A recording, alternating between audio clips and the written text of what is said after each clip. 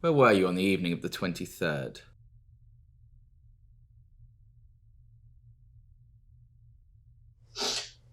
I was at home watching TV with my child. It was a Friday night, so I let her stay up a bit later with me to watch cartoons. It was Toy Story, I think. Oh, yeah.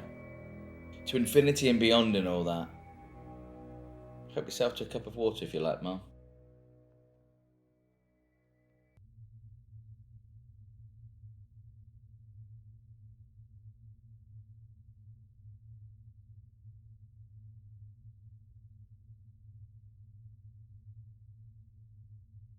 What was your relationship like with the deceased? Our relationship was great, as any mother and child would be. We never had any problems. She was always a good baby. I would never hurt my child.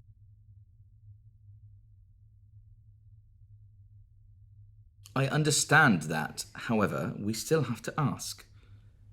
When was the last time you saw the child before the incident?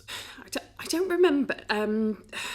Maybe that night with the cartoons? I don't know. Okay. No worries. Has anyone ever said to you directly or indirectly that you might have some issues with your temper? What sort of question is that? How dare you ask me that kind of question when I'm dealing with the loss of my child? Sorry, Mum. I shouldn't have asked.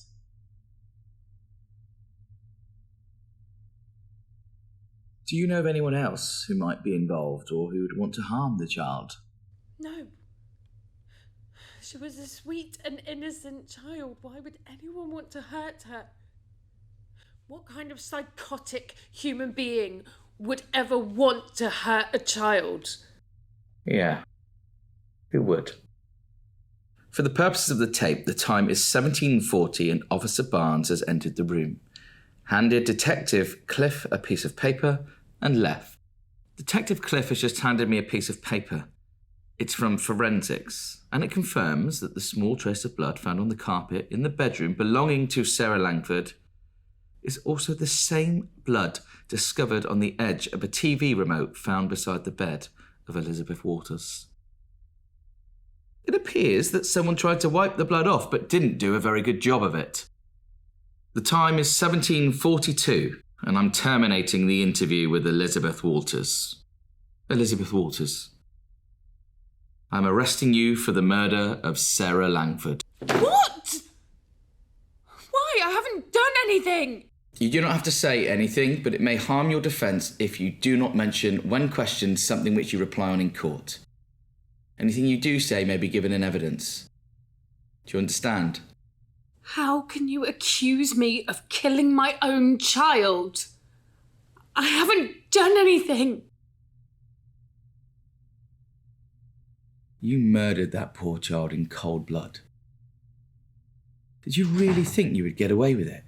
Now, feel free to correct me if I'm wrong about the story, except you were watching cartoons with a child when she decided she didn't want to with you anymore. Am I right? She tried to get away, didn't she? But you weren't ready for that. You wanted to keep watching cartoons, and as soon as she wanted to get out, you grabbed her.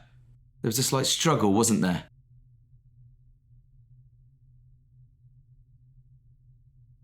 But that doesn't matter, does it? Because you were triple her size. You threw her against the cabinet next to the bed where she hit her head hard. Knocking the murder weapon too, right? So you can pick it up? A TV remote. I guess you found another use for one rather than just to watch your cartoons.